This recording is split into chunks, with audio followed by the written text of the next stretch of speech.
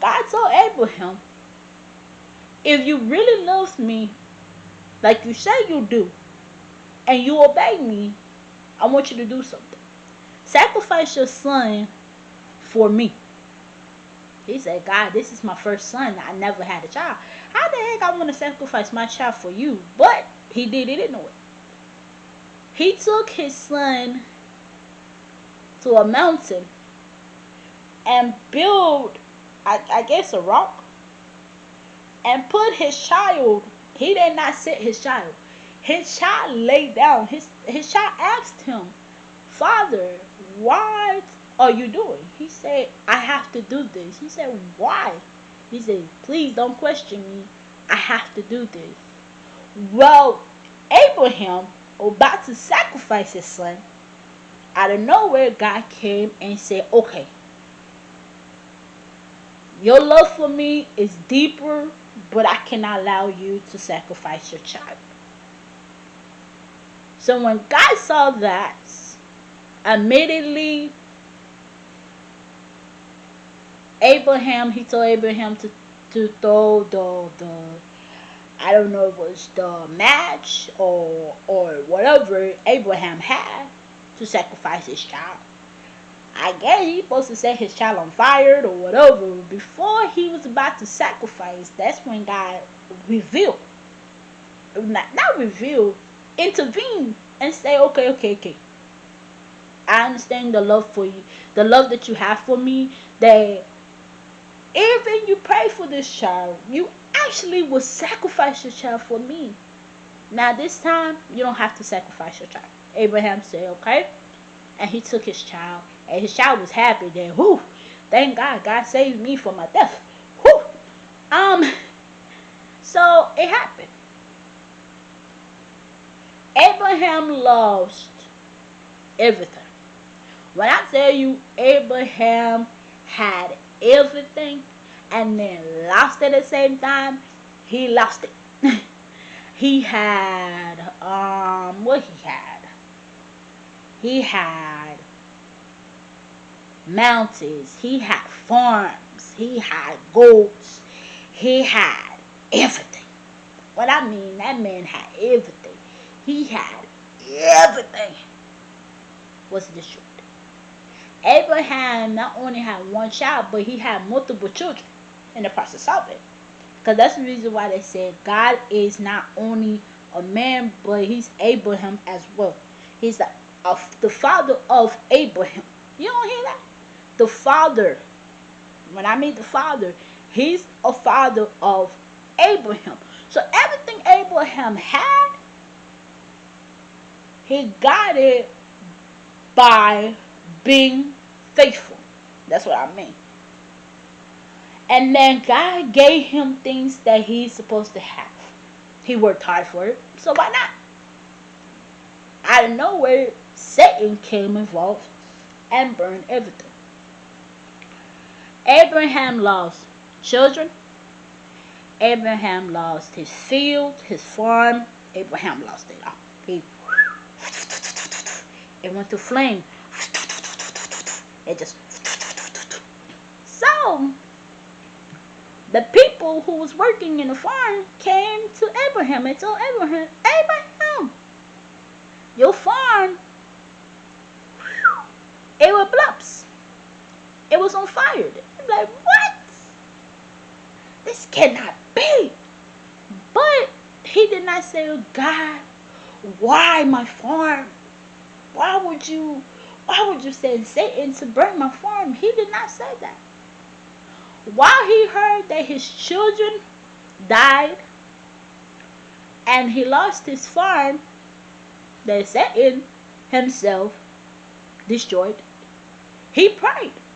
He looked at this was a blessing.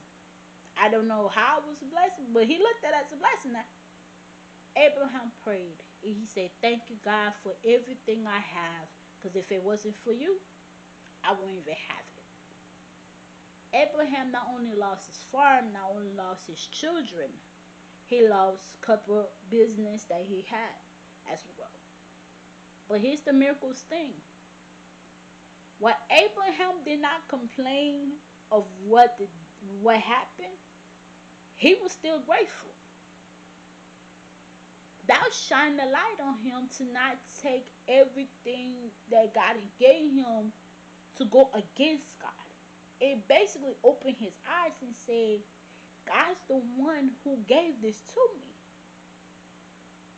And he said, blessed be the name of the Lord.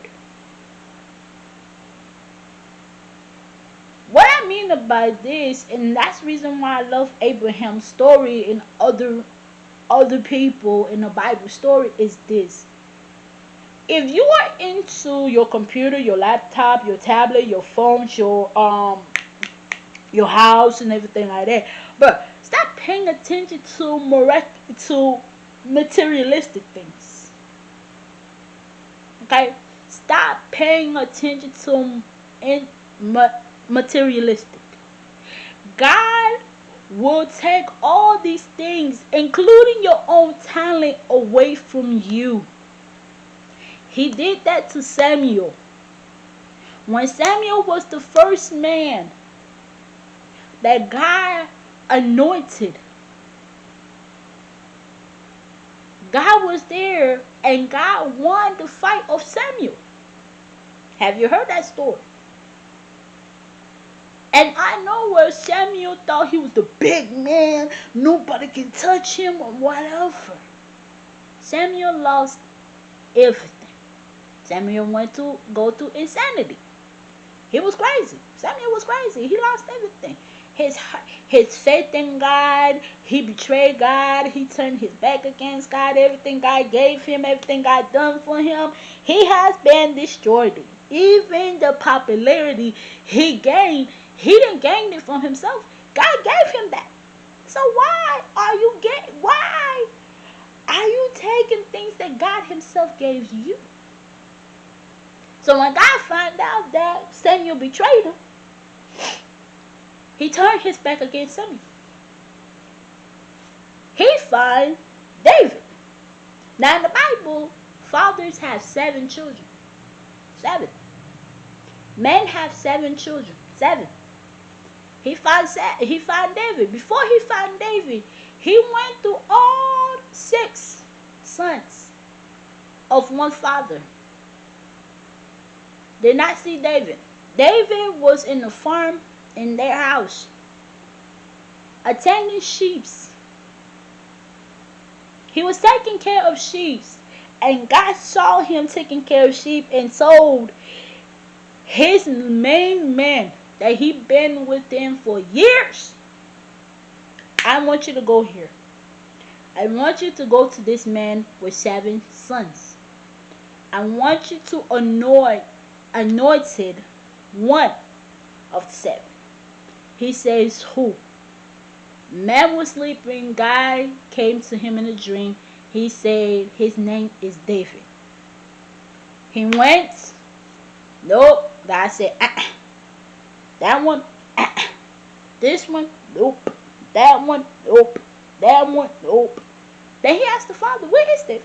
He said, he's right there attending the sheep. He said, really? He said, go get David. He said, huh? The father looked like, what? Go get David.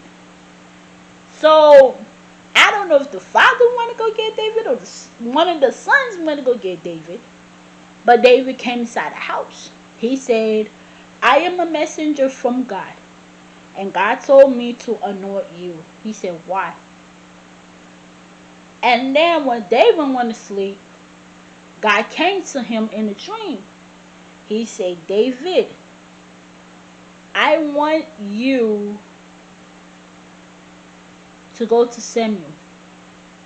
And I want you to work for Samuel. Samuel do not know what happened. Why David was around him. He did not know. So God told him to go to Samuel because Samuel is crazy. So he said, go to Samuel and play a soft music to calm Samuel down. So David did not question God. He didn't say, Lord, this man is crazy. I don't want to do it. No. David said, okay. And he went. When he got anointed from God, the main man that was with God in the first place, he left. He left. David went to Samuel. David went there. Samuel got upset. He was pissed off. He was mortified. I don't even know why I used mortified. Because that's what it was. He was mortified. He said, "What are you doing?" And David said, "I'm playing music." One day Samuel went crazy. He said, "Stop playing this music." And he threw something at David. And by the grace of God, he missed. David said, "Master, I want to play the song for you so you will be calm." He said, "No, no, stop it." And I'm like, "What the fuck?" So David said, "Okay." And he told David, he said, "Get away from me." David said, okay. And never left. David never left. He never did. He stuck by Samuel. He stuck by Samuel. Because it was not in Samuel's order. It was in God's order. God's the one who told him to go to Samuel. Not Samuel. When God tells you to do something, you have to do it. Okay? So God told David to stick by Samuel. No matter what Samuel says, stick by them. And then David really stuck by Samuel. When Samuel went to sleep, God gave an order to David. "I want you to go fight Goliath." He said, "What in the world?" Now, David was shorter than Goliath. Goliath this tall, David this short. So David said, "God," he didn't even say, "God, I don't want to do this." He said, "Okay." He want to fight David. David want to fight Goliath. Everybody was right there. They were scared of him. Even David's brothers were scared of Goliath. Not one child. Now remember, the father had 7 children. 6 of them was older than David. David was I think, the first oldest, second oldest, third oldest, fifth oldest, sixth oldest. David was the baby. Yeah, 7. So yeah, David was the last one. The baby. His oldest brothers, not only his oldest brothers, but his brothers sent men to fight Goliath. They're supposed to be in war with Goliath. They were scared of Goliath. And David said, "You know what? I'm going to fight Goliath." Goliath laughed because how short David was and how tall Goliath was. Goliath said, "Everybody that wanted to fight me failed." David said it was not me. So David grabbed a rock. God told David pick this rock. So David picked it. He took the rock